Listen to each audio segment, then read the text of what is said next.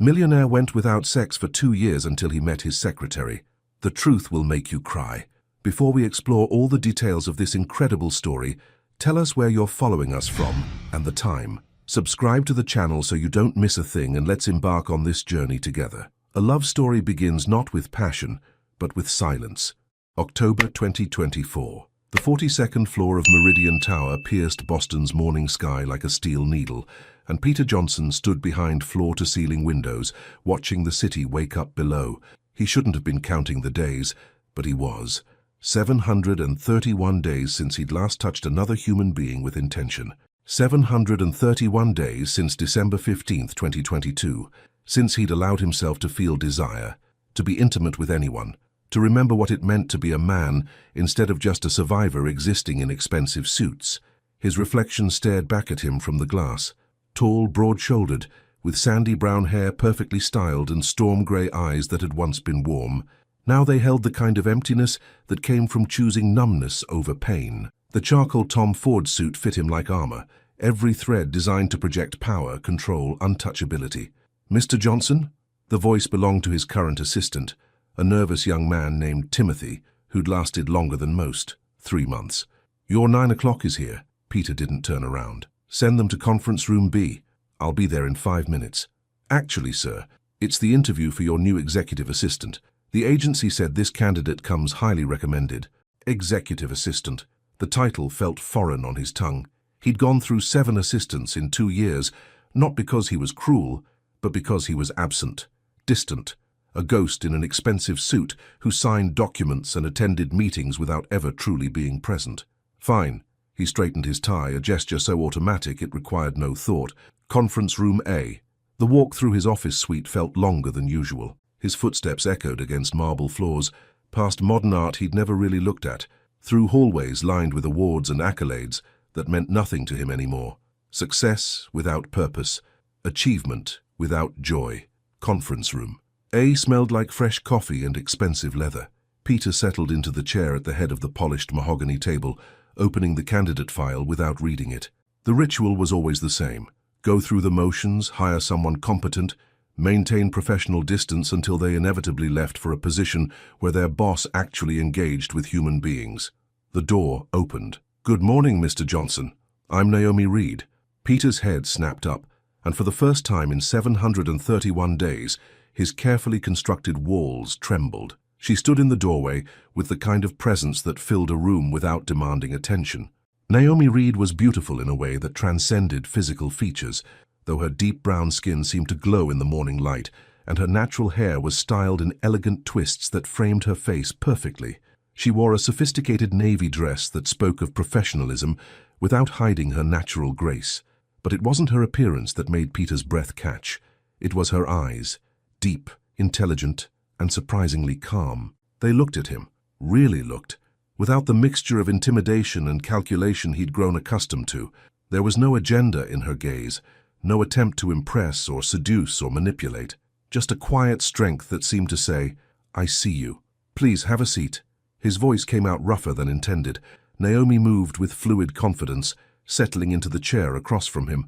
She folded her hands calmly, waiting, not fidgeting, not rushing to fill the silence with nervous chatter, just present. Peter realized he'd been staring and forced himself to look down at her resume. "You've worked for Hartwell & Associates for 3 years. "Yes, sir. I've handled executive operations for the senior partners there." "Why are you leaving?" The question hung in the air. Most candidates launched into rehearsed explanations about growth opportunities and challenges. Naomi was quiet for a moment, considering. "Because I believe everyone deserves to work with people who value them," she said simply. "And I think some people need that more than others." Peter's pen stopped moving across the paper. He looked up again, searching her face for hidden meaning, for the catch. There was none. "This position requires discretion," he said, testing her. "My schedule is demanding. I don't tolerate personal drama or emotional complications." "I understand." Her voice remained steady, unaffected by his cold tone. "I'm not here to complicate your life, Mr. Johnson. I'm here to simplify it."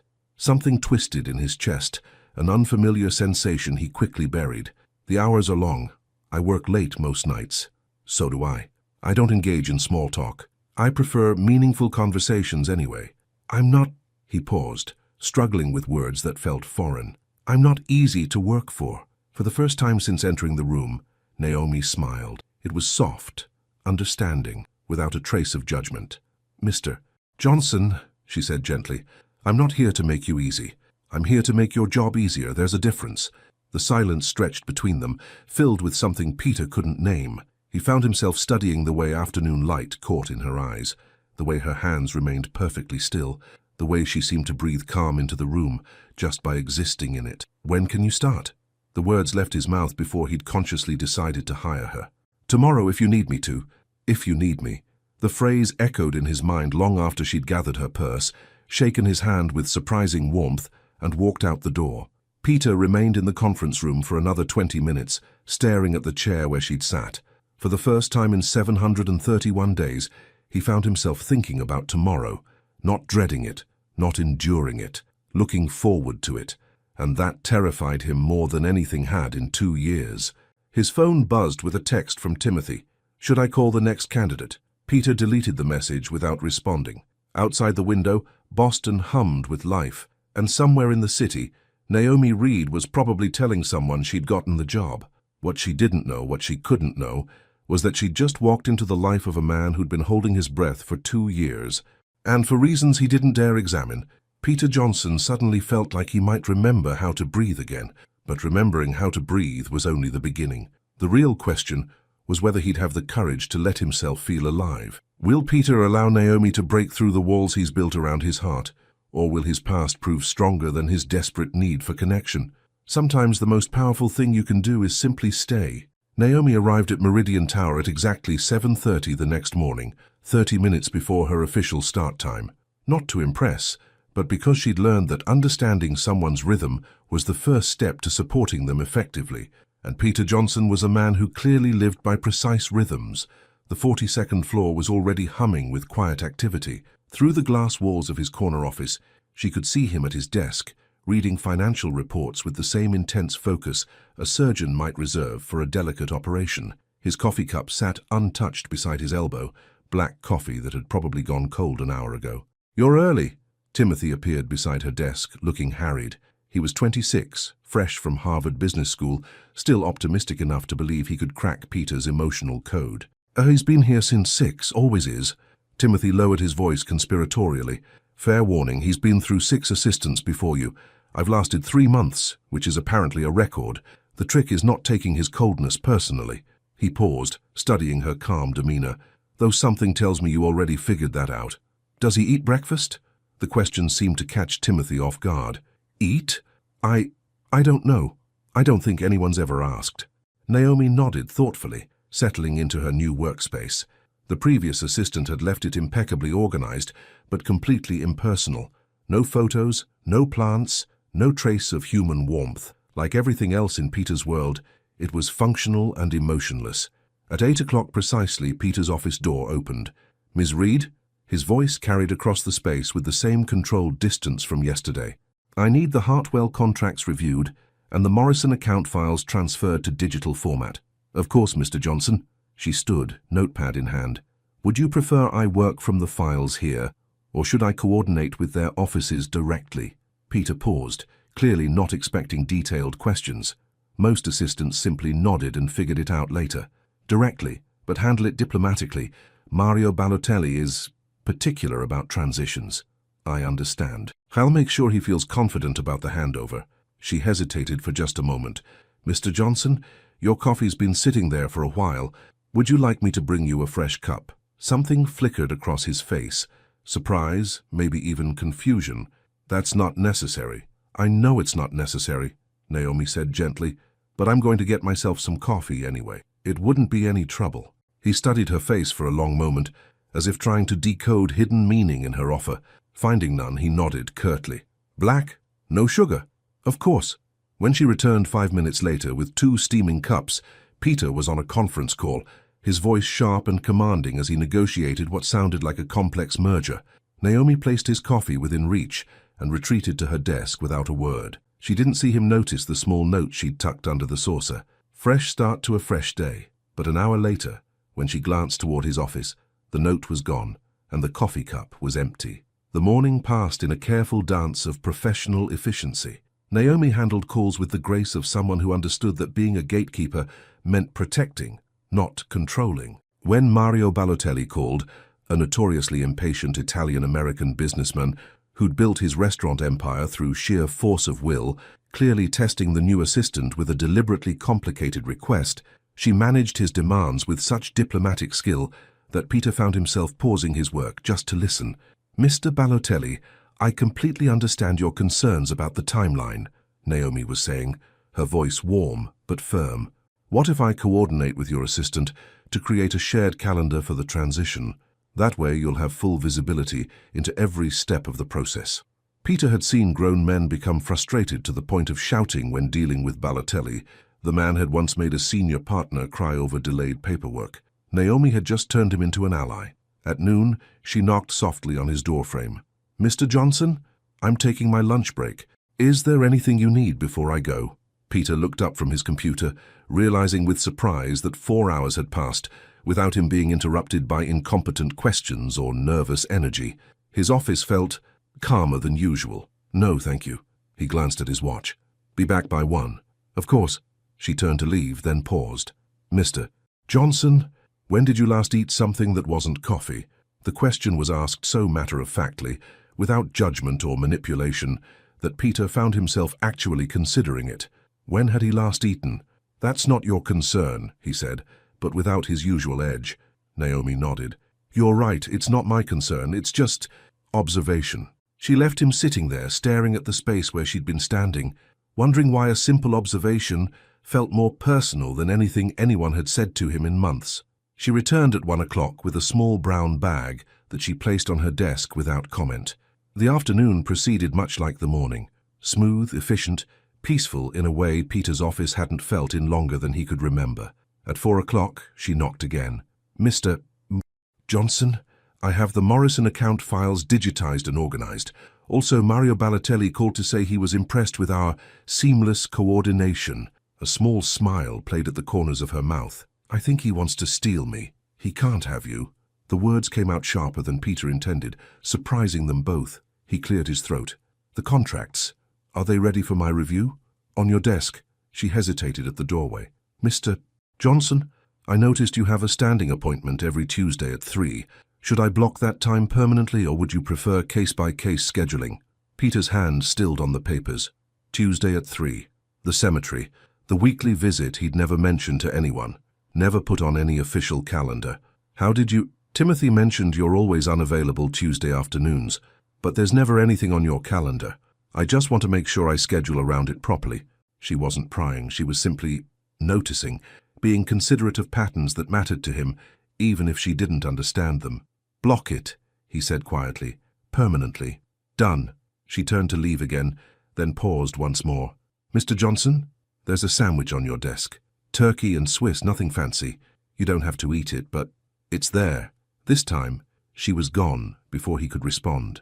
Peter sat motionless for several minutes, staring at the carefully wrapped sandwich beside his computer. When had someone last brought him food?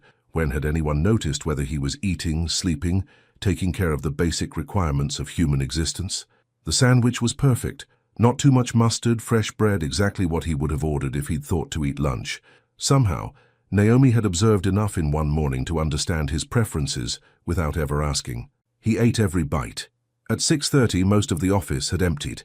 Peter typically worked until 9 or 10, losing himself in numbers and strategies that demanded nothing of his heart. But tonight, he found himself distracted by the soft sound of typing from the outer office. He emerged to find Naomi still at her desk, a small reading lamp casting warm light over her workspace. She'd kicked off her heels under the desk and was working in her stockings, completely absorbed in whatever she was reviewing. "Ms. Reed," she looked up, and Peter felt that strange skip in his chest again, the same one from the interview yesterday. "Mr. Johnson, I hope I'm not disturbing you. I wanted to finish organizing your calendar for next month." "It's past 6:30. "I know." She saved her document and slipped her shoes back on. "I'm a bit of a perfectionist. Bad habit." "You don't need to stay late on your first day." Naomi stood, gathering her purse with the same graceful economy of movement he'd noticed yesterday. "I don't need to do a lot of things. I just prefer to do them well." She paused at the elevator bank and for a moment Peter felt an almost overwhelming urge to ask her to stay longer, to find some excuse, some additional task that would keep her voice in the office just a little while more. Instead, he said, "Good night, Ms. Reed." "Good night, Mr. Johnson." The elevator doors opened and she stepped inside. "Thank you for today. Thank you." As if working for him was a gift rather than a job. Peter returned to his office, but concentration eluded him. For the first time in 732 days, the silence felt different. Not empty, but expectant, as if it were waiting for something to fill it. On his desk, beside his computer, sat a small handwritten note. "Thank you for trusting me with your Tuesday afternoons. Whatever they mean to you, they're safe with me." Peter sank into his chair, holding the note in hands that weren't quite steady. Naomi Reed wasn't trying to fix him, wasn't pushing for information or offering unwanted advice. She was simply present, respectful, real. And for the second night in a row, he found himself looking forward to tomorrow. But tomorrow would bring its own challenges, because Peter was beginning to realize that the greatest danger wasn't Naomi trying to break down his walls. It was how effortlessly she was slipping through the cracks. Can Peter maintain his emotional distance when Naomi's quiet care is slowly melting defenses he spent 2 years building? And what will happen when she discovers the real reason behind his Tuesday appointments? Love begins in the smallest gestures, grows in quiet moments, and blooms in unexpected silences. By Friday morning, Peter had stopped pretending he didn't look forward to seeing Naomi's car pull into the parking garage at 7:30 each day. Her silver Honda Civic, practical, reliable, unpretentious, had become as much a part of his morning routine as his first cup of coffee. What he hadn't expected was how thoroughly she would transform not just his office, but his entire approach to existing in the world. The changes were subtle. A small succulent plant now sat on the corner of her desk, its green leaves catching morning light. Classical music played softly from her computer speakers. Nothing intrusive, just enough to soften the harsh edges of corporate sterility. The coffee in the break room was suddenly better. She'd quietly replaced the standard blend with something that actually tasted like coffee instead of burnt water. But it was the notes that undid him. Every morning, tucked discreetly beside his coffee cup, Naomi left small handwritten messages, not motivational quotes or cheerful platitudes that would have made him cringe. Just observations, thoughts, gentle acknowledgments of his humanity. "The sunrise was beautiful this morning, hope you noticed. You smiled at something on your computer yesterday. It looked good on you. Rainy days make the office feel cozier somehow. Thank you for saying please when you asked for the Jenkins files." Small kindnesses matter. Peter had never mentioned the notes, but they'd become as essential to his morning as breathing. He found himself saving them in his desk drawer, handling each small piece of paper like something precious. Friday afternoon brought an unexpected crisis. The Eastbridge merger, 6 months of careful negotiation, threatened to collapse over a legal technicality that had surfaced at the last minute. Peter's conference room filled with lawyers, executives, and nervous energy as voices grew sharp and tempers frayed. "This is exactly the kind of oversight that costs millions," snapped Gerald Hoffman, Eastbridge's lead counsel. "How did we miss this clause in the environmental assessment?" Peter felt the familiar ice settle over him, the cold control that had carried him through every crisis for the past 2 years. But as he prepared to deliver the kind of cutting response that would put everyone in their place and solve nothing, a soft knock interrupted the tension. "Excuse me, Mr. Johnson." Naomi's voice cut through the chaos like a warm breeze. "I have the original environmental reports from 2019 that might clarify the discrepancy." Every head in the room turned toward her. She stood in the doorway, holding a thick file folder, completely unbothered by the sea of expensive suits and hostile expressions. "How did you—" Gerald began. "I called the EPA office this morning when I saw the meeting on Mr. Johnson's calendar," Naomi explained calmly. "I thought it might be helpful to have historical context." She moved to the table and opened the folder with practiced efficiency. According to the original assessment, the clause in question was added as an amendment in 2020, which postdates the initial agreements. The room fell silent as everyone absorbed this information. Peter stared at her, something tight and grateful expanding in his chest. She'd anticipated a problem he hadn't even known existed and solved it before the crisis could escalate. "The amendment creates a separate compliance timeline," she continued, "which means the current merger can proceed under the original parameters while the new requirements are addressed in Phase 2. Gerald's expression shifted from hostility to grudging respect. "That's Actually brilliant. Why didn't our research team find this? Sometimes fresh eyes help, Naomi said diplomatically. Would you like me to coordinate with both legal teams to draft the amended timeline? An hour later, after handshakes and relieved laughter, the room had cleared. Peter remained at the conference table, still processing what had just happened. Miss Reed, she appeared in the doorway, somehow managing to look both professional and approachable despite having just saved a multi-million-dollar deal. Yes, Mr. Johnson, that was... He struggled for words that felt adequate. How did you know to research the environmental reports? I didn't know, she admitted, but you've been tense all week whenever the Eastbridge files crossed your desk, and you only get that particular line between your eyebrows when something's bothering you that you can't control. That particular line between your eyebrows. She'd been watching him closely enough to catalogue his expressions, to read the subtle signs of his stress. You saved the deal, he said quietly. We saved the deal. Her correction was gentle but firm. I just did the research. You knew exactly how to use it. Peter found himself studying her face, the intelligence in her dark eyes, the calm confidence in her posture, the way she deflected praise without diminishing her own contribution. When had someone last worked with him instead of simply for him? Thank you, he said, and meant it more than he'd meant anything in months. You're welcome. She hesitated at the doorway. Mr. Johnson, it's almost 7. You should probably go home. I have the Patterson report to finish. The Patterson report can wait until Monday. Her voice carried a note of gentle authority that surprised them both. You've earned a weekend. Before he could respond, she was gone, leaving him alone with the strange realization that someone was looking out for his well-being, not because it benefited them, but because she cared. Peter did go home that night, for the first time in months, before 9 o'clock. His Beacon Hill townhouse felt larger and emptier than usual, but not as oppressive as it once had. He found himself wondering what Naomi did with her Friday nights. Did she have friends, family, someone special waiting for her? The thought of Naomi with someone else created an unexpected knot in his stomach that he quickly pushed aside. Saturday morning, he woke thinking about her laugh. He'd heard it only once, when she'd been on the phone with her sister thinking he was in meetings. It had been warm and unguarded, and completely infectious. By Sunday evening, Peter Johnson, CEO, millionaire, master of emotional compartmentalization, was forced to admit a terrifying truth. He was looking forward to Monday morning not because of work, but because Naomi Reed would be there. And that recognition brought with it a flood of guilt so intense it nearly staggered him. Samantha, his wife's name whispered through his mind like an accusation. How could he look forward to seeing another woman?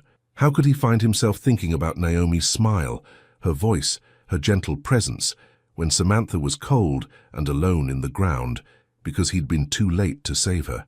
Peter stood at his bedroom window, looking out at the city lights, fighting the familiar war between the man he was becoming around Naomi and the man he'd sworn to remain, loyal to a ghost, faithful to guilt, committed to emptiness as penance for his failures. But even as he made that familiar vow to maintain distance, to keep things strictly professional, to honor his wife's memory by denying himself connection, even then, he couldn't quite bring himself to throw away the small collection of handwritten notes in his desk drawer, because some part of him, the part that was slowly, dangerously coming back to life, knew that Naomi Reed wasn't trying to replace what he'd lost. She was simply trying to help him remember what it felt like to live. As Peter's walls begin to crack, his guilt grows stronger. Will his loyalty to the past prove stronger than his growing need for Naomi? And how long can she continue to care for someone who's afraid to let himself be cared for? Sometimes the loudest cry for help comes wrapped in perfect composure.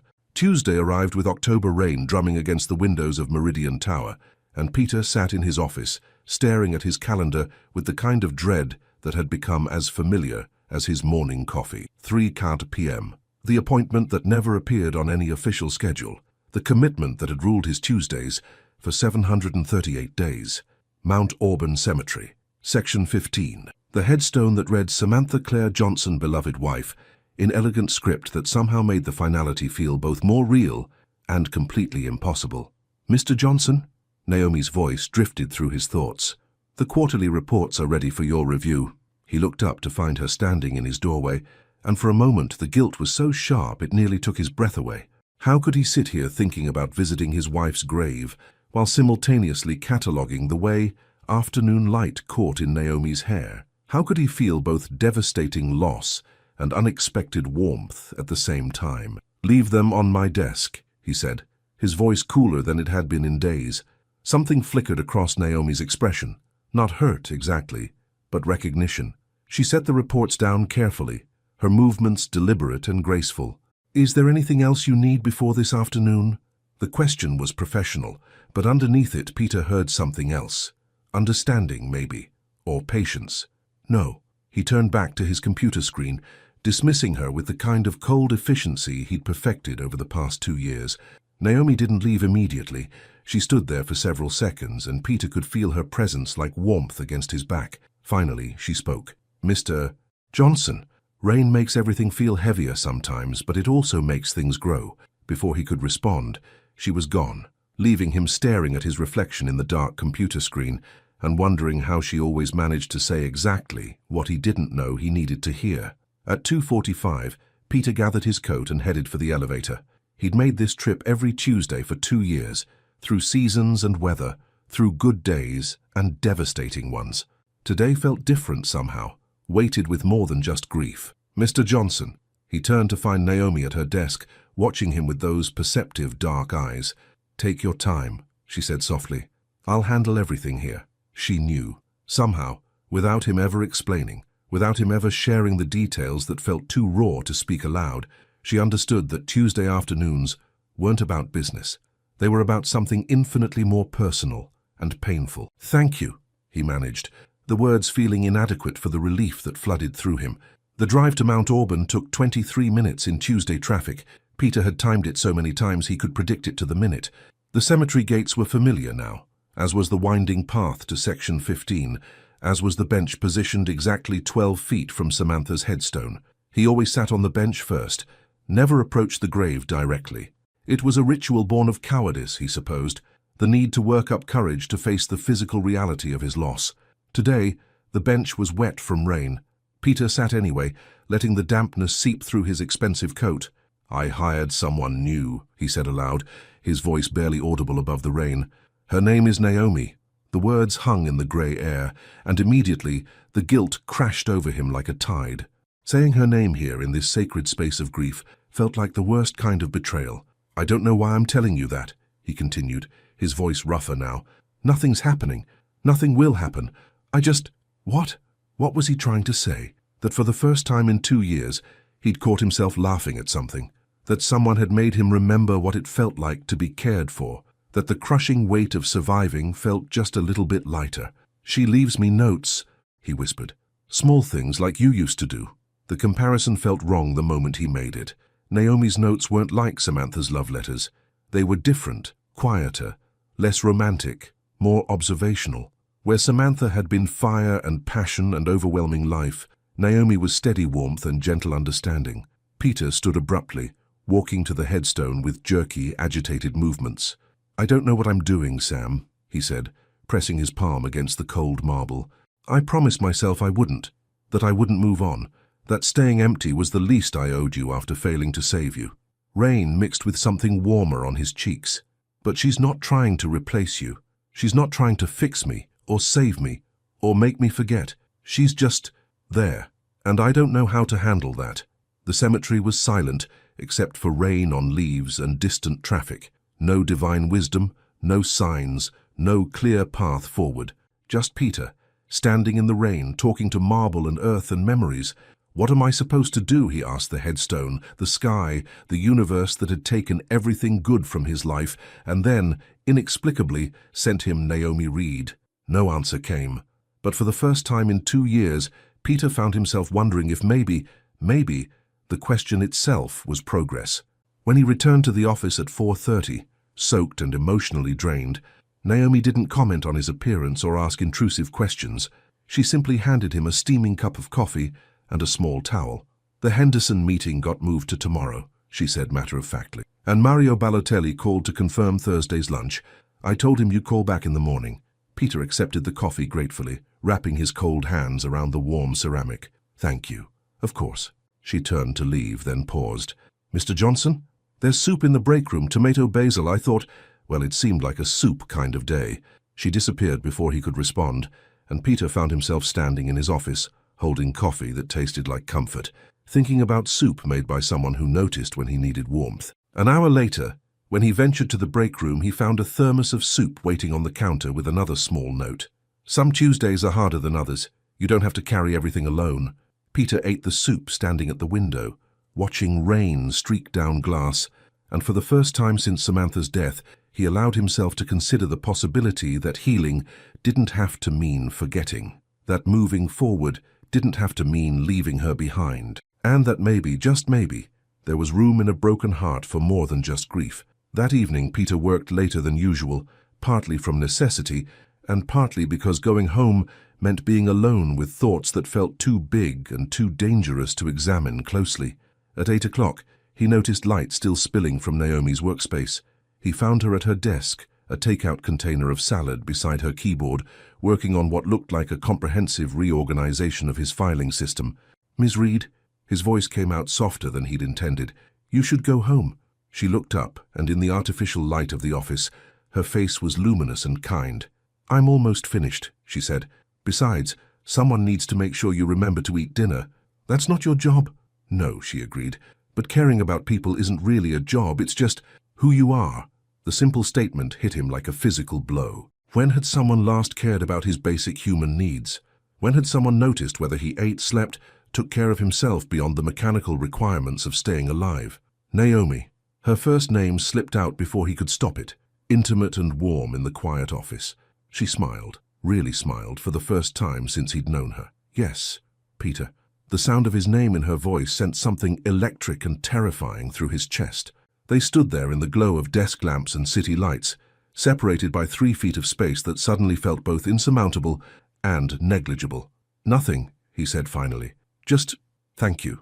For today, for the soup, for understanding what I couldn't say." "Everyone needs someone who understands," Naomi said quietly, "even when they can't explain what there is to understand. Especially then." The words hung unspoken between them, loaded with recognition and possibility, and the kind of dangerous hope that Peter had spent 2 years learning to avoid. But as he watched Naomi gather her things, as he found himself memorizing the graceful curve of her neck and the way her hands moved with quiet purpose, Peter realized that avoidance was becoming impossible, because Naomi Reed wasn't just breaking down his walls anymore, she was making him want to help her do it. Peter's carefully constructed barriers are cracking under the weight of Naomi's gentle persistence, but with growing feelings comes growing guilt. Can he find peace with his past, or will his loyalty to a ghost destroy his chance at a future? The most dangerous moment isn't when walls come down, it's when you realize you want them to. Thursday evening arrived with the kind of exhaustion that comes from fighting yourself all day. Peter had spent the 48 hours since Tuesday's cemetery visit in a constant state of internal warfare, part of him craving Naomi's presence, part of him consumed with guilt for that very craving. The office had emptied hours ago, but neither of them had made any move to leave. Peter sat at his desk, pretending to review contracts while actually watching Naomi through his office's glass walls as she organized files with her characteristic grace and efficiency. She'd changed from her heels into comfortable flats at some point during the day, a small detail that felt absurdly intimate to witness. Her hair had loosened slightly from its morning style, soft tendrils framing her face as she worked. Every few minutes, she would tuck a strand behind her ear in a gesture so unconsciously feminine it made Peter's chest tighten with want he had no right to feel. "Mr. Johnson," her voice broke through his thoughts. "I'm going to grab some coffee. Would you like some?" "Yes, no. Stay where I can see you. Leave before I do something we'll both regret." "Please," he heard himself say. Minutes later, Naomi appeared in his doorway carrying 2 steaming mugs, her presence filling the space with warmth that had nothing to do with the coffee. She set his cup on the desk with careful precision, and when her fingers accidentally brushed his, Peter felt electricity shoot up his arm. She noticed. He saw it in the slight widening of her eyes, the soft intake of breath. For a moment they both stared at their hands, hers still extended, his wrapped around the warm ceramic, the space between them charged with possibility. Naomi. Her name came out rougher than he intended, and she looked up to meet his gaze directly. "Yes?" The simple word hung between them, loaded with invitation and question, and something that felt dangerously close to permission.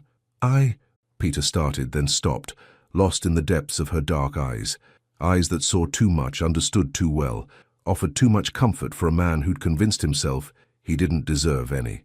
"You can tell me," she said softly, settling into the chair across from his desk. "Whatever it is, I'm not going anywhere.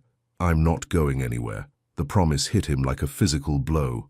When had someone last said that to him and meant it? When had someone last offered to stay through whatever storm he might bring? "My wife died 2 years ago," he said suddenly, the words tumbling out before his defenses could stop them. Naomi didn't flinch, didn't offer empty platitudes or awkward condolences. She simply nodded, her expression gentle and patient, waiting for him to continue. "Car accident. Black ice." Peter's voice was barely above a whisper. "I was supposed to pick her up from her book club that night.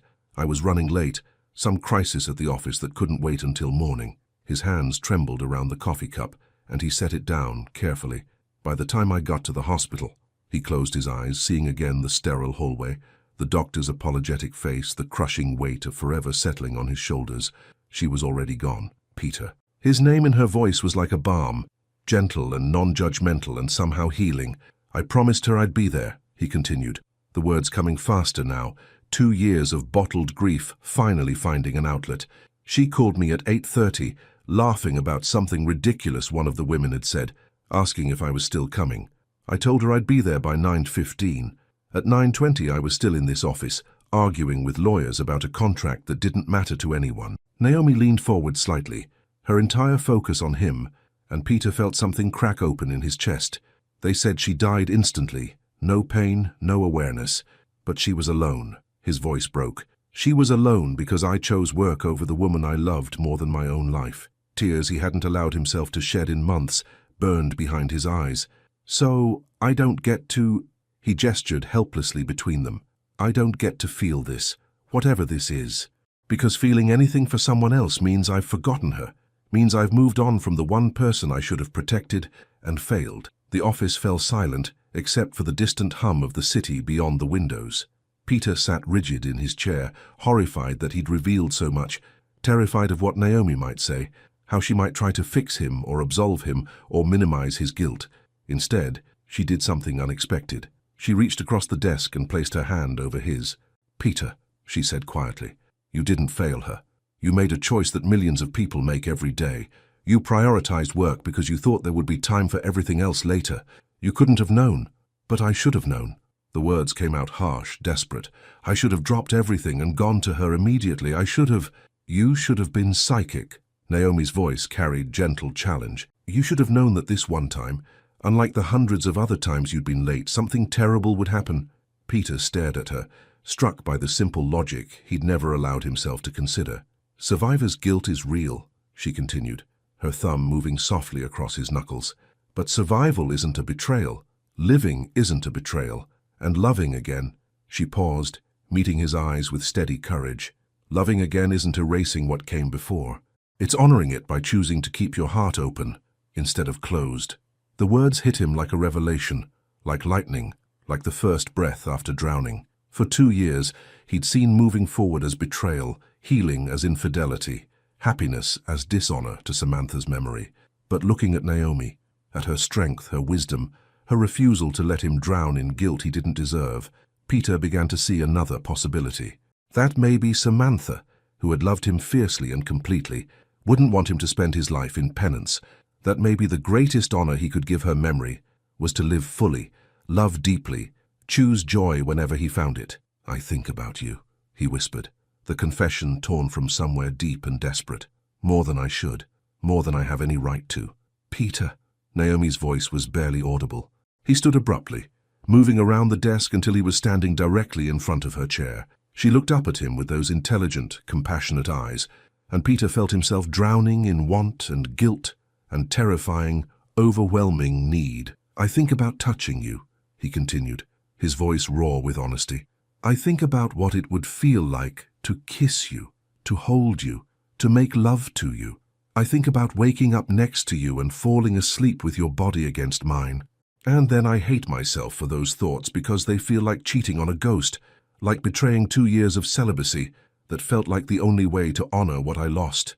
Naomi rose slowly, bringing herself within inches of him, close enough that he could smell her perfume, something soft and floral that made him think of spring mornings and fresh beginnings. "She's not a ghost, Peter," Naomi said gently. "She was a real woman who loved you, and real love doesn't demand that you stop living when it ends.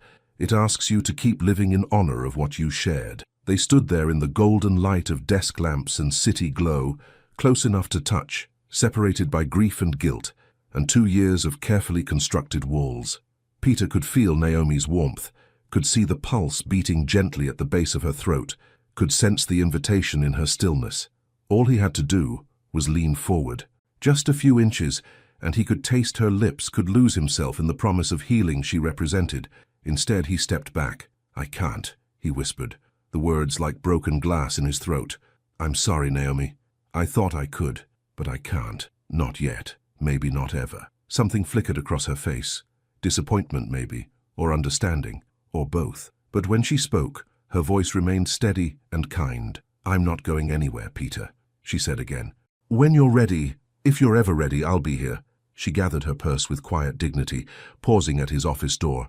"Take care of yourself tonight," she said softly. "And remember, healing isn't betrayal. It's courage." Then she was gone, leaving Peter alone with the scent of her perfume and the echo of words that felt like both salvation and impossibility. He wanted to heal. God. He wanted to heal more than he'd wanted anything in 2 years. But wanting something and believing you deserved it were two entirely different things. Peter has finally opened his heart to someone, but can he open it to himself? As Naomi's patience and wisdom plant seeds of healing, will Peter find the courage to choose life over guilt? Or will his loyalty to the past destroy his chance at a future? Sometimes love means knowing when to step forward and when to simply remain. Friday morning arrived with Peter already regretting everything he'd revealed the night before. He sat in his car in the parking garage for 15 minutes, gripping the steering wheel and staring at the elevator bank, consumed by a shame so intense it made his chest ache. What had he been thinking? He'd laid himself bare in front of Naomi. His grief, his guilt, his pathetic longing for something he didn't deserve. Worse, he'd almost kissed her. Had wanted to kiss her with a desperation that felt like betrayal to everything sacred about his marriage. The smart thing would be to request a transfer for her, find some diplomatic way to move her to another department, another floor, another building if necessary. Put distance between himself and the woman who somehow made him forget all the reasons he needed to stay buried in grief. But when the elevator doors opened on the 42nd floor and he saw Naomi at her desk, hair pulled back in an elegant twist, reading glasses perched on her nose as she reviewed what looked like budget reports, Peter's resolution crumbled like tissue paper. She looked up as he passed, offering the same warm professional smile she'd given him every morning for 3 weeks. No awkwardness, no pointed questions, no attempt to leverage the emotional intimacy he'd foolishly shared. "Good morning, Mr. Johnson," she said, her voice carrying exactly the right note of respectful friendliness. "Your coffee's on your desk, and I've prioritized the morning's calls by urgency. Mr. Johnson." Back to formal address, as if last night's Peter had never happened, as if he hadn't confessed his deepest shame and nearly kissed her in a moment of weakness he'd replay with mortification for months. "Thank you," he managed, his voice stiffer than he intended. Relief and disappointment warred in his chest as he closed his office door and settled at his desk. The coffee was perfect, exactly the right temperature, exactly the right strength. Beside it sat a small stack of documents and a handwritten note. "Today is a new day. Yesterday's courage doesn't have to become today's regret." Peter stared at the note for several minutes, something tight in his throat. She knew. Somehow she understood exactly what he was feeling. The shame, the second-guessing, the urge to retreat back into safe emotional numbness. And instead of calling him on it or pushing for more intimacy, she was simply reassuring him that it was okay to feel conflicted. The morning progressed with Peter making a deliberate effort to maintain professional distance. He kept their interactions brief and formal, conducted meetings in conference rooms instead of his office, ate lunch at his desk instead of venturing to the break room where he might encounter her warmth.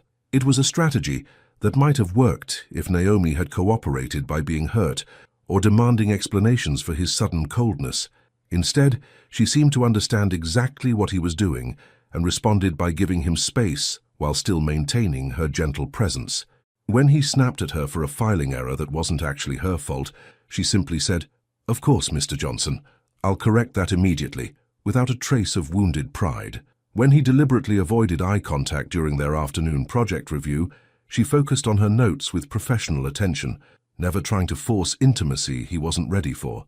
And when he made the mistake of glancing up during a particularly difficult phone call, to find her quietly organizing his schedule with competent grace, the look of understanding in her eyes nearly undid his carefully constructed emotional barriers. By late afternoon, Peter's internal war had reached a breaking point. Part of him was grateful for Naomi's emotional intelligence, her ability to read his needs and respond accordingly. Part of him was frustrated that she wasn't making it easier to push her away. And part of him, the part he was trying desperately to ignore, wanted nothing more than to walk to her desk, take her face in his hands, and finish what they'd almost started the night before. At 4:30, his resolve finally cracked. "Ms. Reed," he called from his office doorway. "Could you come in here, please?" She entered with her usual composed grace, settling into the chair across from his desk, with hands folded calmly in her lap, waiting, not pushing, not demanding, just present. "About last night," Peter began, then stopped, struggling with words that felt simultaneously necessary and impossible. "What about it?" Naomi's voice was gentle, curious, without a trace of judgment or expectation. "I shouldn't have. I crossed a line, professionally and personally. It won't happen again." She was quiet for a long moment, studying his face with those perceptive eyes. "Is that what you think happened?" she asked finally. "That you crossed a line? I told you things I had no business sharing. I made you uncomfortable." Peter, the use of his first name, stopped him mid-sentence. "Do I seem uncomfortable to you?" He looked at her, really looked, taking in her relaxed posture, her steady gaze, the complete absence of tension or distress in her expression. "No," he admitted quietly. "Then maybe the line you think you crossed doesn't actually exist." She leaned forward slightly, her voice becoming softer. "Maybe what happened last night wasn't unprofessional behavior. Maybe it was two human beings connecting on a level deeper than work assignments and coffee preferences. Naomi, I'm not asking you for anything," she continued, her words carefully chosen. "I'm not pushing for confessions or demanding explanations, or trying to force intimacy you're not ready for. I'm simply here, doing my job, caring about your well-being, because that's who I am." Peter felt something crack in his chest, a hairline fracture in the wall he'd been trying to rebuild since morning. "I don't know how to do this," he whispered. "I don't know how to care about someone without feeling like I'm betraying everything I've lost." "You don't have to know," Naomi said gently. "I'll just have to be willing to figure it out as you go, one day at a time, one moment at a time." She stood gracefully, smoothing her skirt with hands that remained perfectly steady.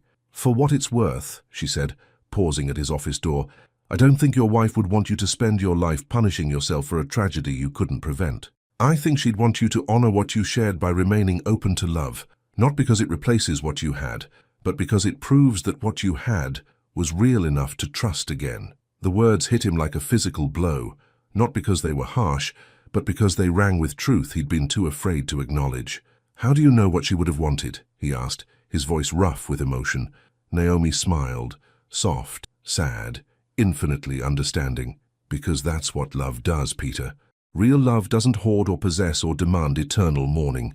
It gives freely, hopes boldly, and trusts that hearts are big enough to hold both precious memories and new possibilities." She left him then, sitting at his desk in the golden afternoon light, surrounded by the debris of his carefully constructed emotional fortress.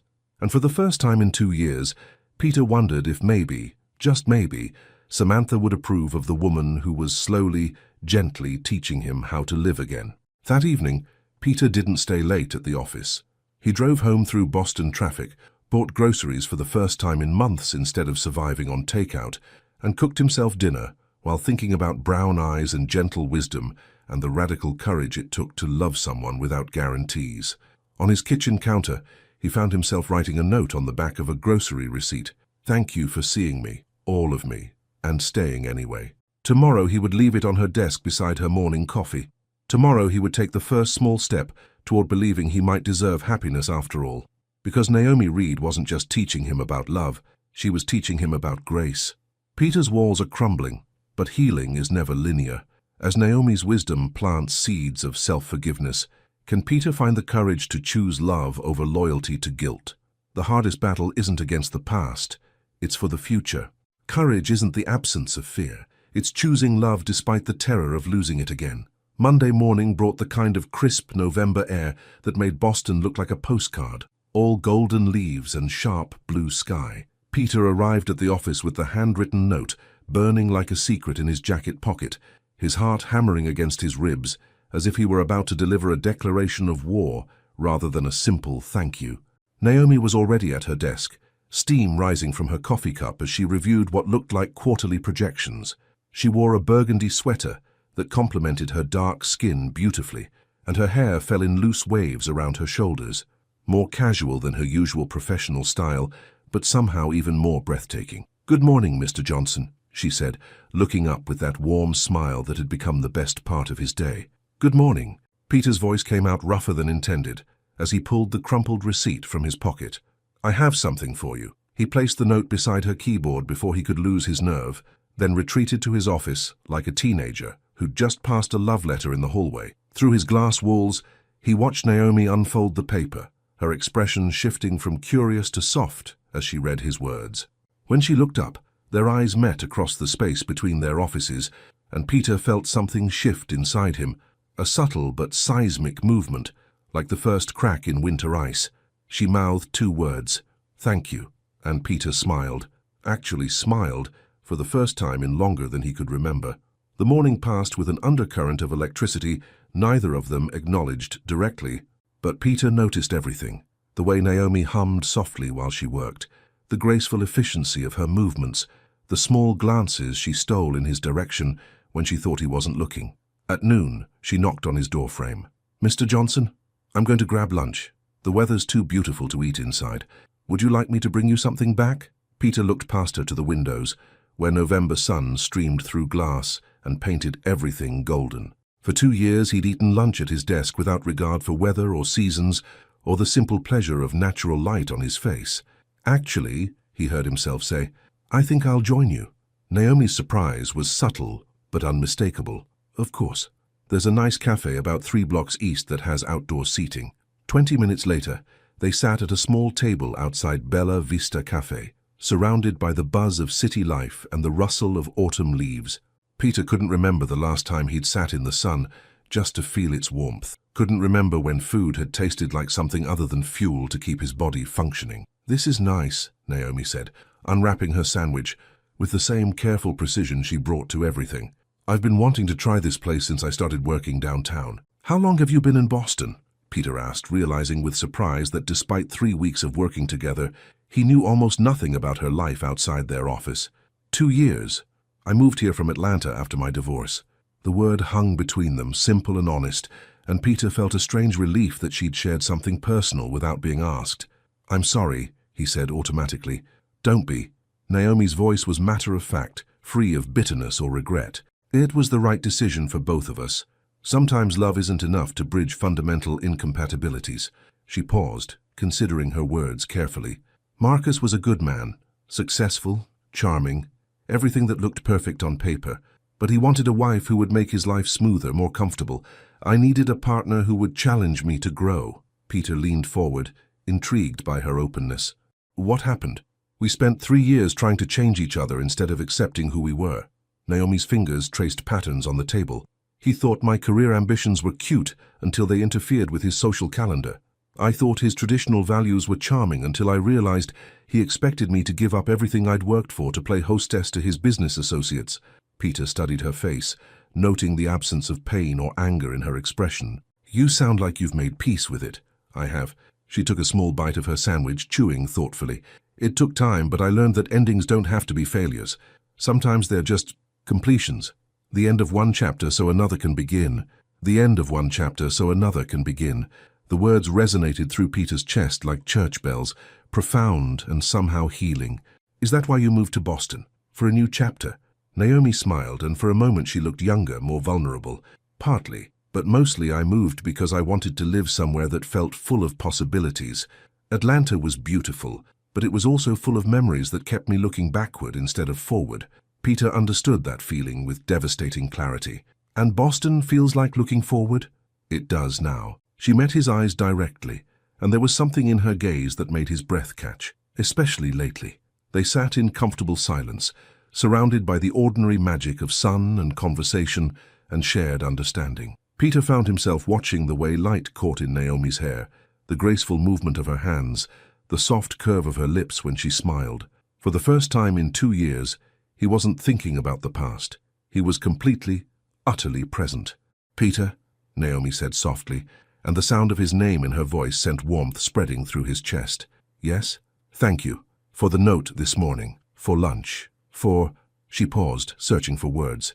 "For letting me see who you really are underneath all that careful control." "I don't feel very controlled around you," he admitted, the honesty surprising them both. "Good." Her smile was radiant, transformative. "Control is overrated anyway." They walked back to the office slowly, neither eager to return to the formal boundaries of their professional relationship. Peter found himself matching his pace to Naomi's, acutely aware of her presence beside him, the subtle scent of her perfume, the way her hand swung gently as she walked. In the elevator, they stood closer than necessary, and Peter felt the warmth radiating from her body like a promise. "Naomi," he said, as the floors ticked by. "Yes?" He turned to face her fully, taking in the intelligence in her dark eyes, the gentle curve of her mouth, the patient kindness that had somehow broken through defenses he'd thought were impenetrable. "I want to try," he said quietly. "I don't know what that looks like or how to do it right, but I want to try. With you." Her smile was like sunrise, gradual and glorious and full of possibility. "We don't have to figure it all out today," she said gently. "We just have to be willing to take it one step at a time." The elevator dinged softly as they reached their floor, but neither of them moved toward the opening doors. "Naomi," Peter said again, and this time there was something different in his voice, something raw and honest and brave. "Yes? Would you have dinner with me tonight?" Not as your boss asking his assistant, but as— He struggled for words to define what they were becoming. As a man who would very much like to spend more time with a woman he finds remarkable in every way. Her answer came without hesitation. "I would love that." The elevator doors slid closed again, carrying them back down to the lobby, but neither of them cared. They were too busy looking at each other, too busy marveling at the courage it had taken to ask and the grace it had taken to accept. 8 o'clock, Peter asked. 8 o'clock, Naomi confirmed. As the elevator carried them back up to the 42nd floor, Peter felt something he hadn't experienced in 753 days. Anticipation for tomorrow. And for the first time since losing Samantha, the future looked less like an endurance test and more like an adventure waiting to unfold. That evening, Peter stood in front of his bathroom mirror, adjusting his tie for the 4th time and wondering when he'd turned into a nervous teenager. He'd chosen his clothes carefully. Charcoal slacks, navy button-down, no jacket. Elegant but not overly formal. Accessible but still respectful of the significance of what they were about to do. A first date. At 39 years old, after 2 years of emotional hibernation, he was going on a first date with a woman who had somehow made him remember what it felt like to hope. His phone buzzed with a text. "Looking forward to tonight. Thank you for being brave enough to ask." Peter smiled, typing back, "Thank you for being patient enough to wait." Because that's what love was, he was beginning to understand. Not just the courage to reach out, but the grace to remain within reach. Not just the strength to take risks, but the wisdom to honor the pace of healing. And tonight, for the first time in 2 years, Peter Johnson was ready to take the first real step toward tomorrow. The walls are finally down, and Peter has chosen love over fear. But first dates are just the beginning. Can two wounded hearts learn to heal together? And what will happen when they discover that sometimes the greatest love stories begin with the simple courage to try? Some conversations happen with words, others happen with glances, touches, and the space between heartbeats. The restaurant Peter had chosen, Sorrelina in the Back Bay, struck the perfect balance between intimate and unpretentious. Warm lighting, exposed brick walls, and the soft murmur of conversation created an atmosphere that felt both sophisticated and comfortable. He arrived 15 minutes early, partly from nervousness and partly because he wanted to compose himself before seeing Naomi outside the familiar territory of their office. At exactly 8 o'clock she appeared in the doorway, and Peter felt his breath catch in his throat. She wore a midnight blue dress that skimmed her curves with elegant simplicity, her hair falling in soft waves over one shoulder.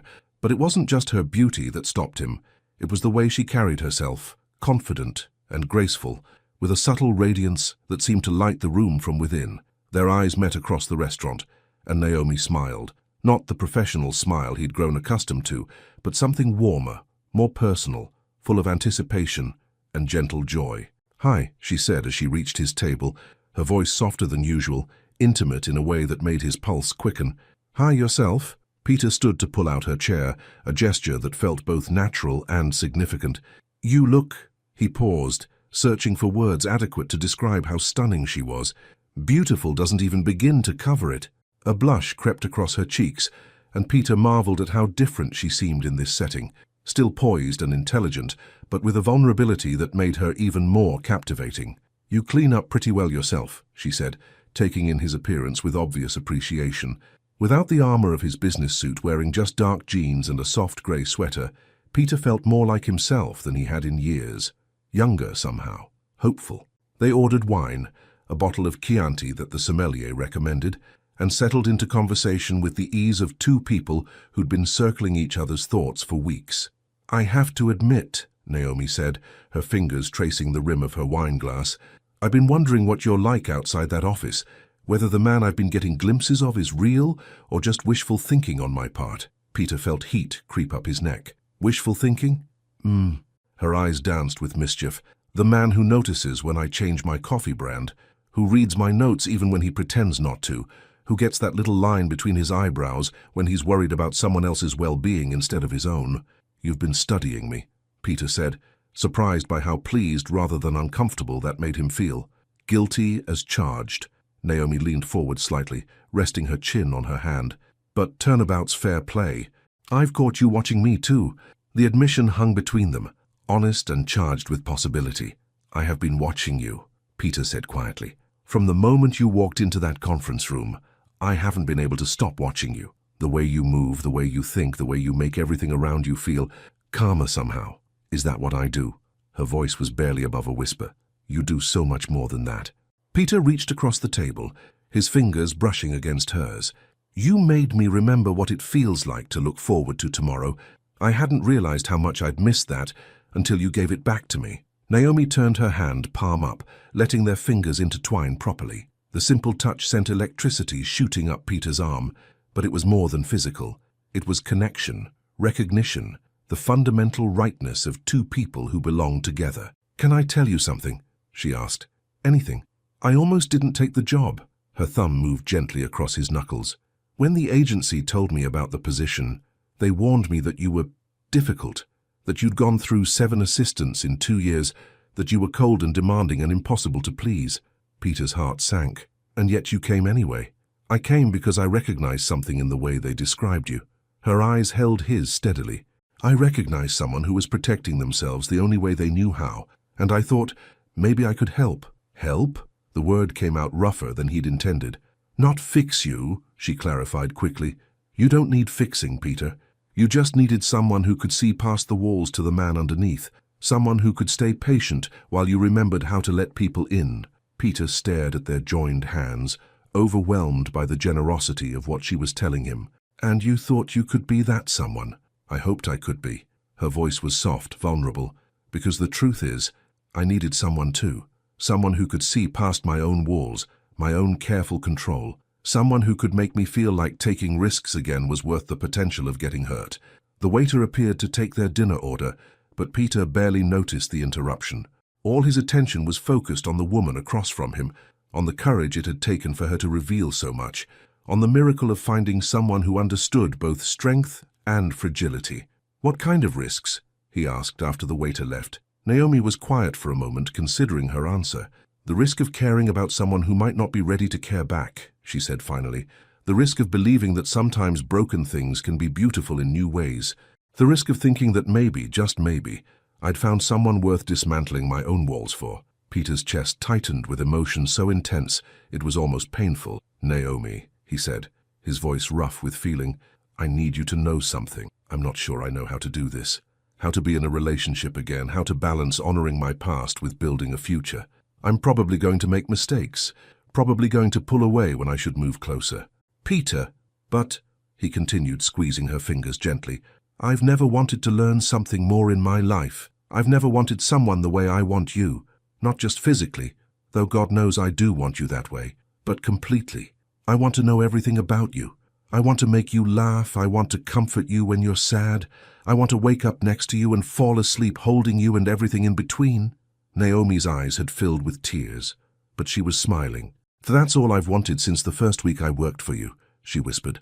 "To see you choose happiness, to see you choose life, to maybe, if I was very lucky, have you choose me." "I am choosing you," Peter said with quiet intensity. "I'm terrified and grateful and completely out of my depth, but I am absolutely choosing you." They barely touched their dinner, too absorbed in each other to pay attention to food. The conversation flowed from childhood stories to travel dreams, to books they'd loved, and movies that had made them cry. Peter found himself laughing more than he had in years, rediscovering a lightness he'd thought was buried with Samantha.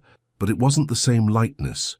This was different, deeper, more intentional, earned through suffering and loss and the conscious choice to hope again. As the evening wound down and they walked slowly through the Back Bay streets, Naomi slipped her hand into his with natural ease. Peter marveled at how perfectly their fingers fit together, how right it felt to have her close beside him. "This feels dangerous," he said as they paused under a street lamp. "Good dangerous or bad dangerous?" Naomi asked, turning to face him. Peter studied her face in the golden light, the intelligence in her eyes, the gentle curve of her lips, the way she looked at him like he was someone worthy of love. "The best kind of dangerous," he said softly. "The kind that makes you realize you haven't really been living until now." Naomi stepped closer, close enough that he could feel the warmth of her body, could smell the subtle scent of her perfume. "Peter," she whispered. "Yes? Kiss me, please." He didn't need to be asked twice. Peter cupped her face gently in his hands, marveling at the softness of her skin, the way she leaned into his touch. Then he lowered his head and kissed her with 2 years of suppressed longing, with gratitude for her patience, with promise for whatever came next.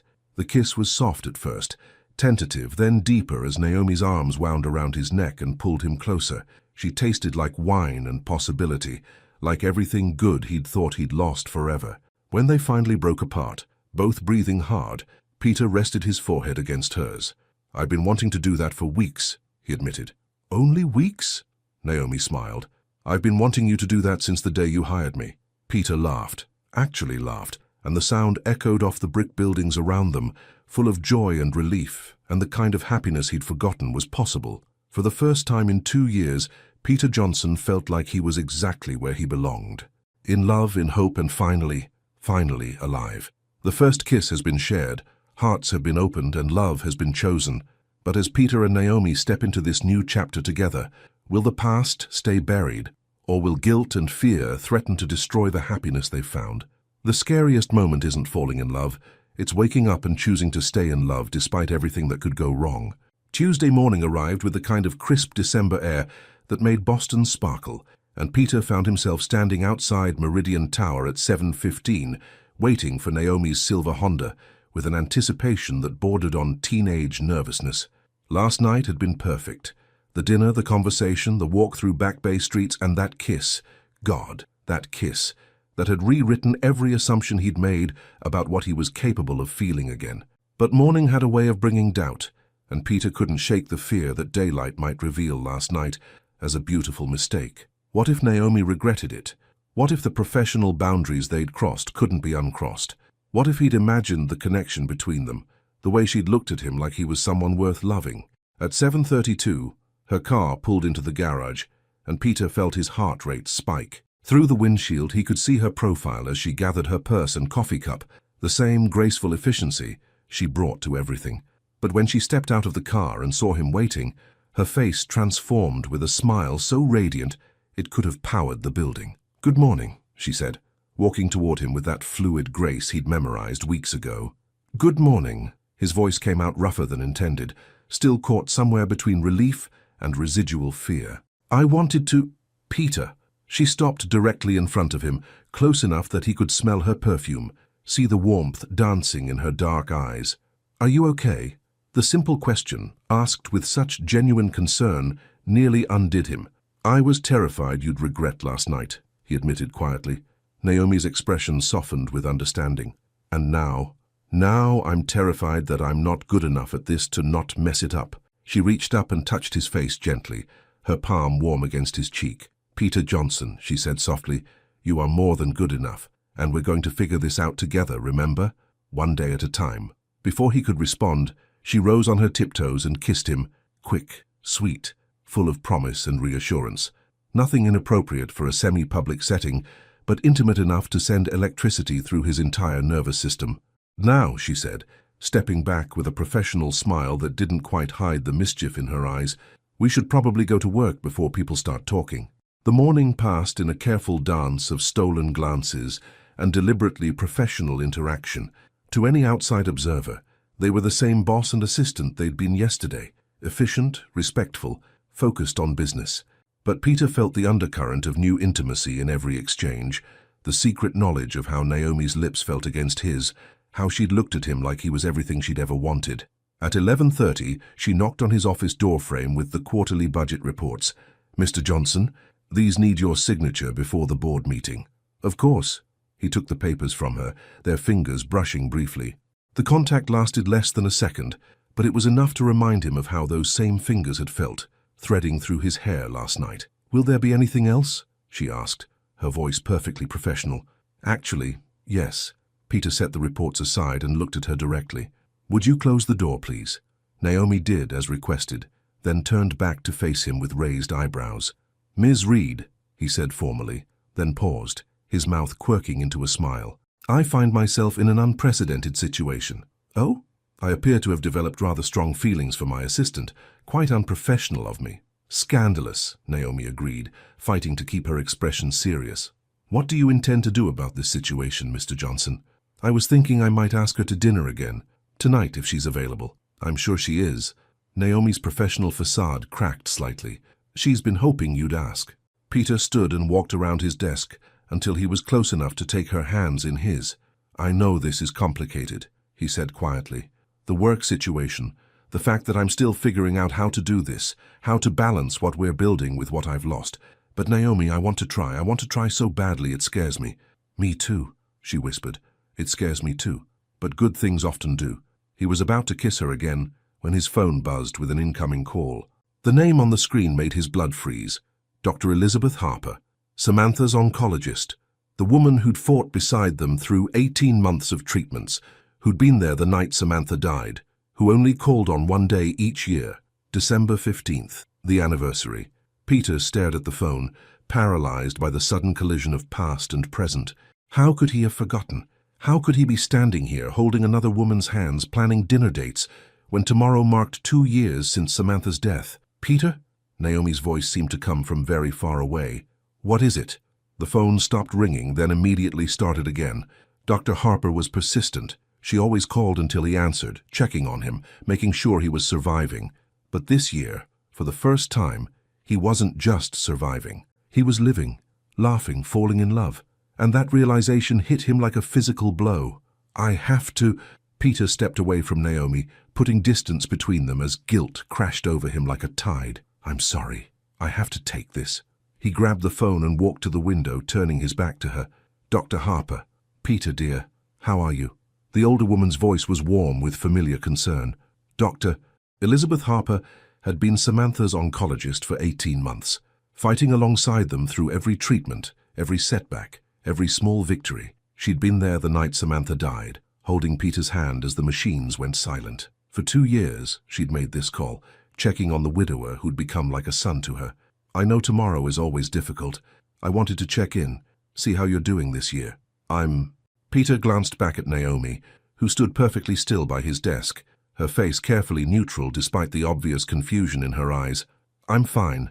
Thank you for calling." "Are you sure? You sound different somehow." Different.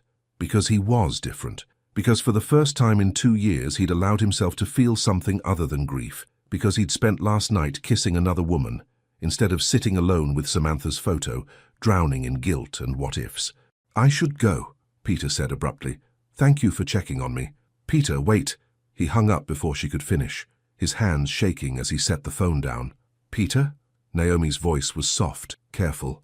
"What's wrong?" He turned to face her, and the concern in her eyes made everything worse. How could she look at him with such care when he was betraying the memory of his wife? How could she be so patient when he was falling apart over a simple phone call? "Tomorrow is December 15th, he said quietly. Understanding dawned in her expression. The anniversary. 2 years. His voice was barely audible. 2 years since Samantha died, and I'm standing here planning dinner dates like it doesn't matter. Like she doesn't matter. Peter, that's not... I can't do this. The words came out harsh, desperate. I thought I could, but I can't. I can't move on, can't pretend that what we're doing isn't a betrayal of everything she and I shared. Naomi took a step toward him, her hand outstretched, but Peter backed away. I'm sorry, he said, his voice breaking. I'm so sorry, Naomi. You deserve someone who can love you completely, without reservations, without guilt, someone who isn't haunted by ghosts. Peter, please, I think it would be best if you transferred to another department, he continued, each word feeling like broken glass in his throat. I'll make sure it comes with a promotion, an increase in salary. You won't be punished for my inability to keep personal and professional separate. The silence that followed was deafening. Naomi stood frozen for several seconds, her face cycling through hurt, disappointment, and finally a kind of resigned understanding that somehow made it worse. If that's what you want, she said quietly, it is. The lie felt like acid on his tongue, but Peter forced himself to maintain eye contact, to let her see the coldness he was projecting, even though it was tearing him apart inside. I'll submit the request this afternoon, she said, her voice steady despite the pain he could see in her eyes. I assume you'll want the transition completed as quickly as possible. Yes. Naomi nodded once, professionally, then walked toward the door with the same grace she'd shown since the first day she'd walked into his life. At the threshold, she paused without turning around. For what it's worth, Peter, she said softly, I don't think loving again dishonors what you had with Samantha. I think it honors it by proving that what you shared was real enough to trust again. Then she was gone, leaving Peter alone with his guilt, his fear, and the crushing realization that in trying to protect Samantha's memory, he'd just destroyed his chance at happiness. And for the first time since her death, Peter wondered if maybe some betrayals were worse than others. Maybe the greatest betrayal wasn't moving on from love. Maybe it was refusing to, when love offered itself again. Peter has chosen fear over love, past over present. As the anniversary of Samantha's death approaches and Naomi prepares to leave his life forever, will Peter find the strength to fight for what matters most? Or will guilt rob him of the future Samantha would have wanted him to have? Sometimes the greatest act of love isn't holding on, it's knowing when to release what's gone so you can embrace what's possible. December 15th arrived with a Boston blizzard that seemed designed to match Peter's internal storm. He stood at his bedroom window at 5:47 a.m., watching snow erase the familiar landscape, making the world look foreign and new. 2 years. 730 days since Samantha's last breath, since the machines went silent, since his world ended in a sterile hospital room that smelled of antiseptic and broken dreams. But today, instead of the familiar ritual of grief, the flowers, the cemetery visit, the evening spent drowning in guilt, Peter felt something different. Empty, yes, but not in the way he was accustomed to. This was the emptiness that comes after you've torn out your own heart and handed it to someone else, then asked for it back in a moment of panic. His phone sat silent on the nightstand. No texts from Naomi, no gentle check-ins or encouraging notes, just silence, because yesterday he'd destroyed the best thing that had happened to him in 2 years. Because he was a coward. Peter showered, dressed in the black suit he wore every December 15th, and drove through the storm to Mount Auburn Cemetery. The roads were treacherous, visibility poor, and he found himself thinking about another snowy night 2 years ago when Samantha had called for a ride home from book club. But for the first time, instead of drowning in what-ifs, Peter found himself remembering something else. Samantha's laugh. Not her final moments, not the accident, not the hospital. Her laugh, bright and musical and completely alive. She'd had such a capacity for joy, such an enthusiasm for life. She'd loved deeply, freely, without reservation or fear. And if she could see him now, isolated, afraid, pushing away love because he thought suffering was more loyal than healing, what would she think? The cemetery gates were barely visible through the snow, and Peter almost turned back. But something pulled him forward, some need to face this anniversary differently than all the others. Section 15 was a winter wonderland, pristine white broken only by the dark silhouettes of headstones and bare trees. Peter brushed snow from the bench he'd claimed as his own, then sat heavily, staring at Samantha's grave. I messed up, Sam, he said aloud, his breath visible in the frigid air. I found someone incredible, and I threw it away because I was scared of what loving her meant about us. The wind picked up, sending snow swirling around the cemetery like something out of a dream. Her name is Naomi. Naomi Reed. Peter's voice grew stronger as he spoke.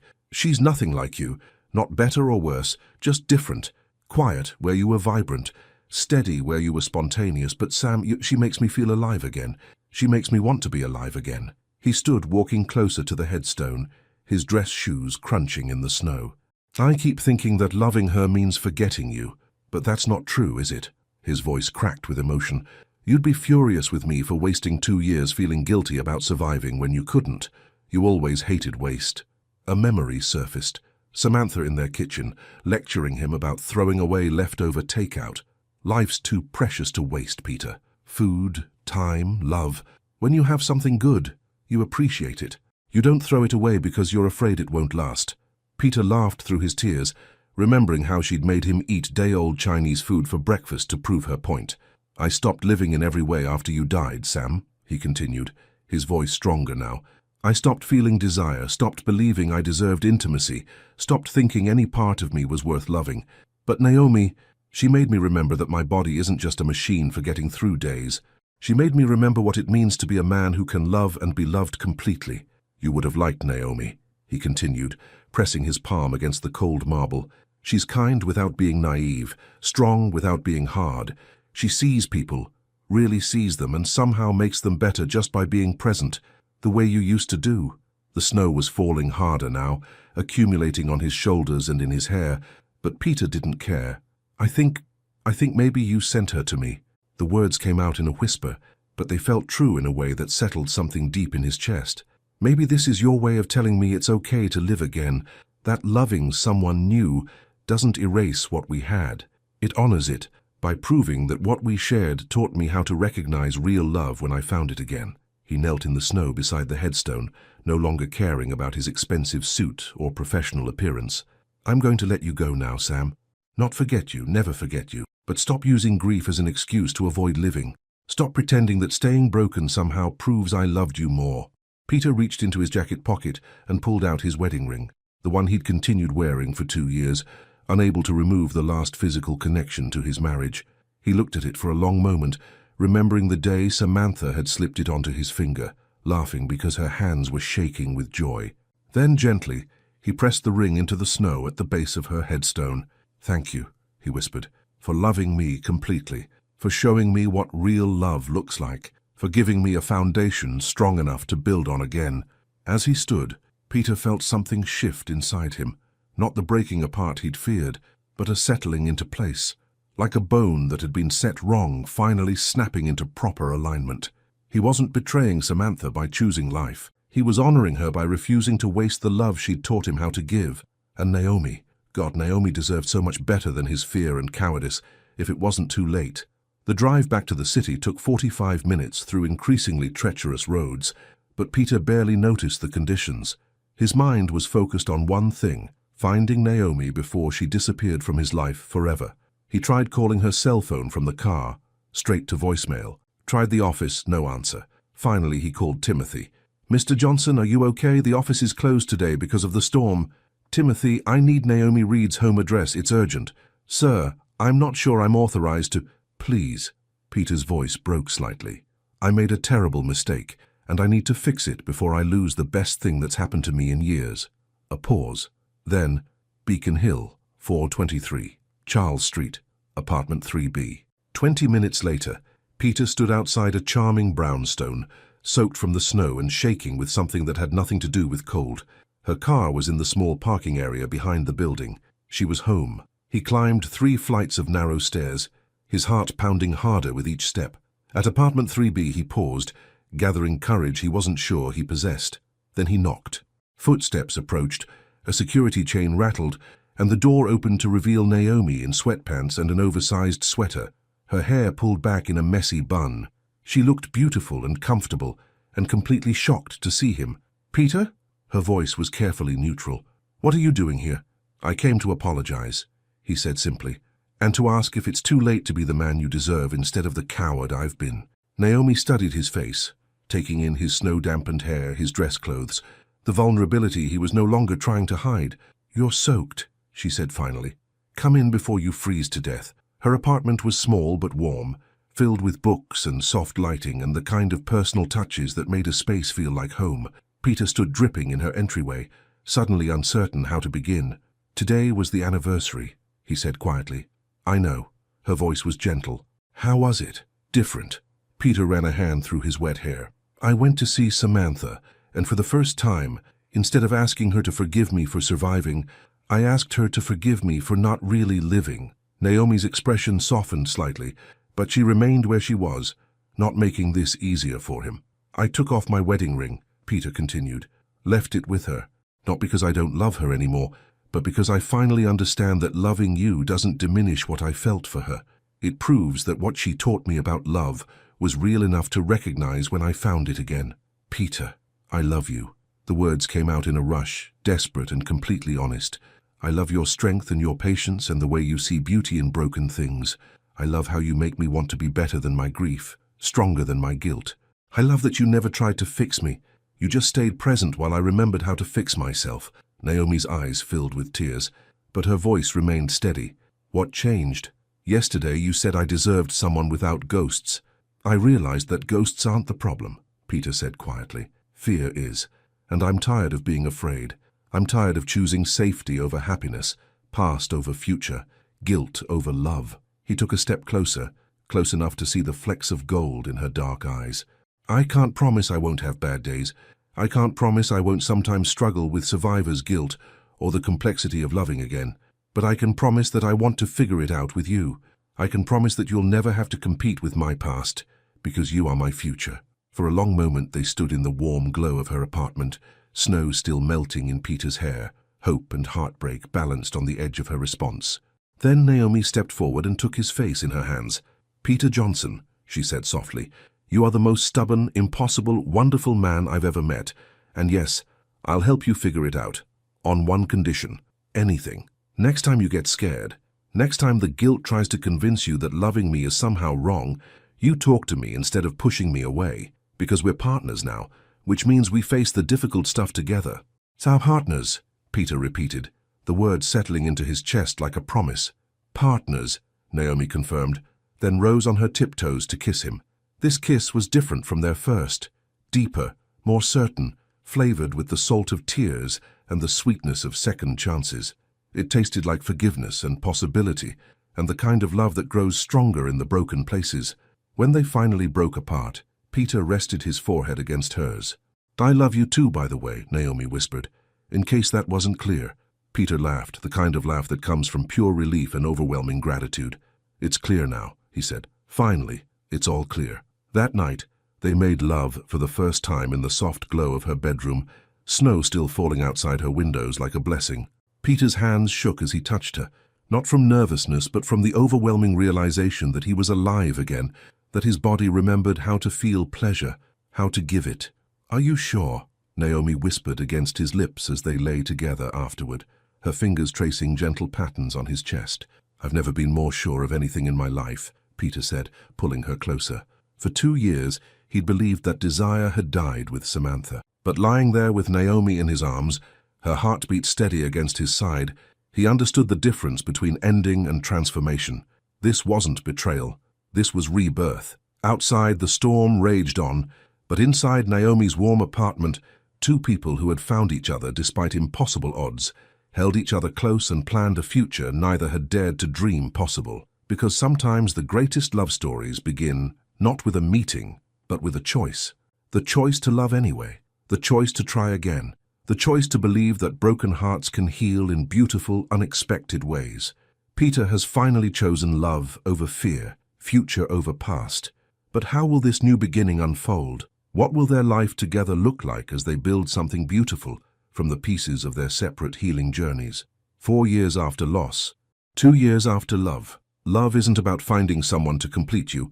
It's about finding someone who inspires you to complete yourself. December 15th, 4 years after Samantha's death, 2 years after their reunion. The morning sun streamed through the windows of their Beacon Hill home, the same brownstone where Peter had stood soaked and desperate 2 years ago, begging for a second chance.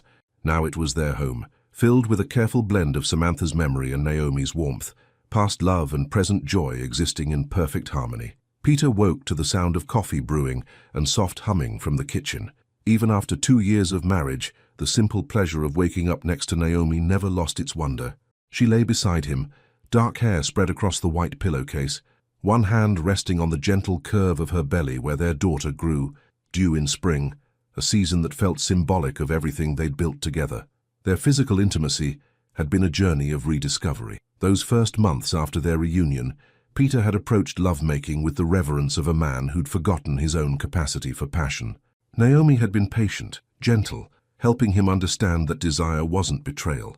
It was celebration of being alive. "Good morning, beautiful," he whispered, pressing a gentle kiss to her temple. Naomi stirred, smiling before her eyes even opened. "Good morning yourself. How did you sleep?" "Better than I have any right to." Peter's hand joined hers on her belly.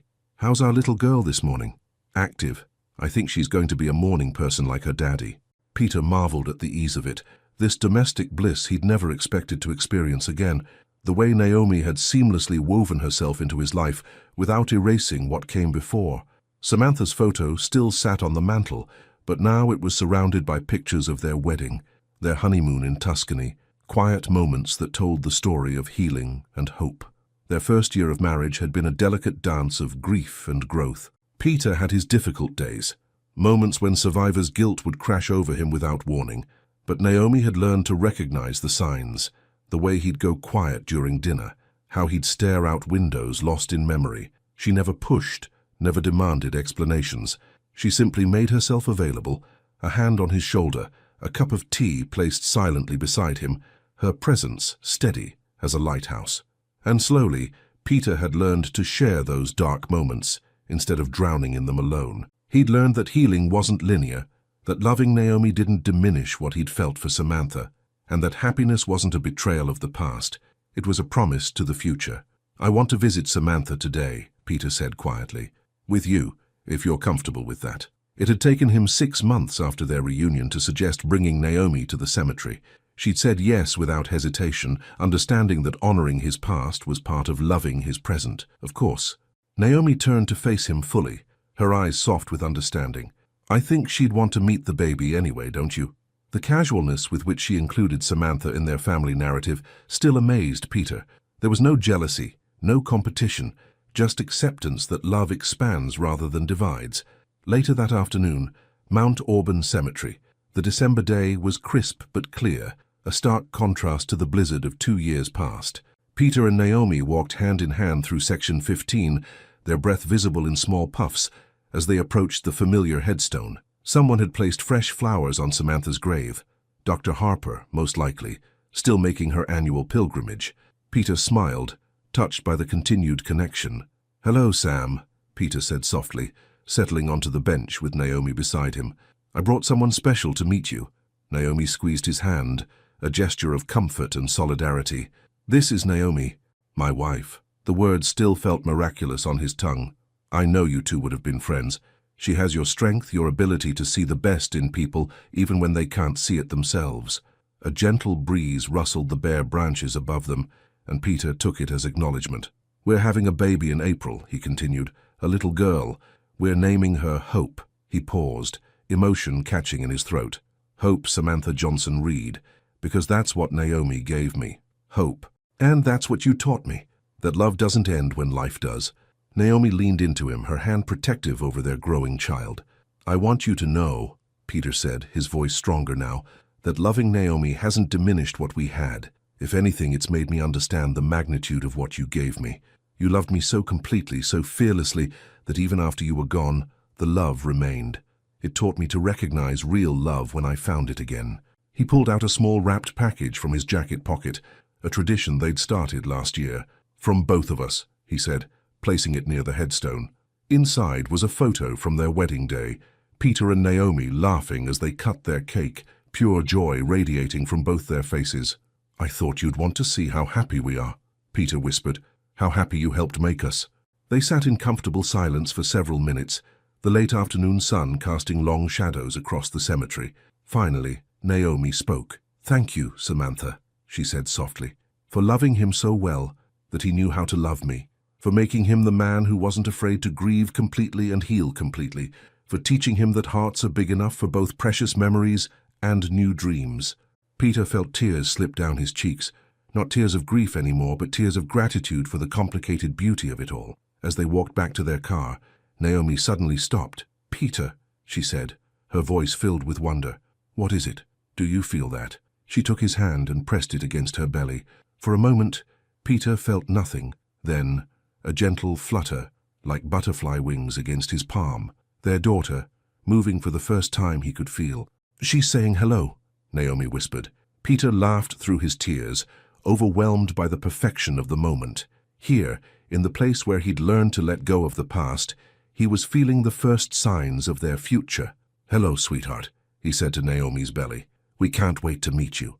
As they drove home through the Boston streets, Christmas lights beginning to twinkle in the early dusk, Peter reflected on the journey that had brought them here. The grief that had nearly destroyed him, the love that had saved him, the courage it had taken to choose hope over fear. "Do you ever regret it?" he asked Naomi as they sat in traffic. "Taking a chance on someone so broken?" Naomi turned to look at him, her eyes bright with love and certainty. "Peter Johnson," she said firmly, "you weren't broken. You were healing. There's a difference, and I've never regretted loving someone brave enough to heal." Later that evening, their Beacon Hill home was warm with golden light and the smell of dinner cooking. Peter had surprised himself by developing a love for cooking, something that had emerged during their courtship when he'd realized takeout wasn't appropriate for wooing the woman of his dreams. Now their Saturday evenings often consisted of him experimenting in the kitchen while Naomi read nearby, occasionally offering suggestions or simply enjoying the domesticity they'd built together. "Timothy called today," Naomi said from her spot on the couch, one hand absently stroking her belly. "He wanted to know if we'd come to his engagement party next month. Apparently, he credits us with showing him what real love looks like." Peter smiled, stirring the pasta sauce. Timothy had become more than just a former colleague. He'd become a friend, someone who'd witnessed Peter's transformation and celebrated their love story. "I'd like that. It'll be good to see him happy." "He said something else," Naomi continued, her voice soft with affection. "He told me that watching you learn to love again gave him the courage to propose to Sarah. He said you were his example, that it's possible to choose happiness over fear." Peter set down his spoon and walked to where she sat, settling beside her on the couch they'd picked out together, a compromise between his minimalist aesthetic and her love of comfort. He placed his hand over hers on her belly, feeling the gentle movements of their daughter. "We did something good, didn't we?" he said quietly. "Despite all the fear and doubt and nearly giving up, we created something beautiful." "We did." Naomi leaned into him, her head finding its natural place on his shoulder. "And we're going to teach her that love isn't something to be afraid of. It's something to be brave for."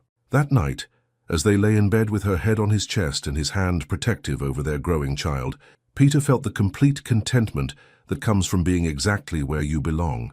He'd spent 2 years believing that surviving when Samantha couldn't was a betrayal.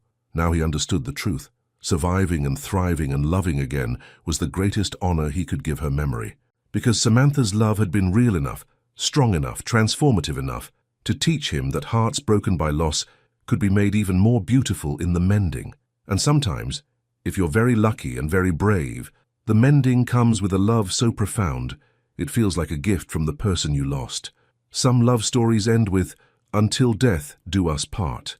But the most beautiful ones end with, "Until love brings us together again."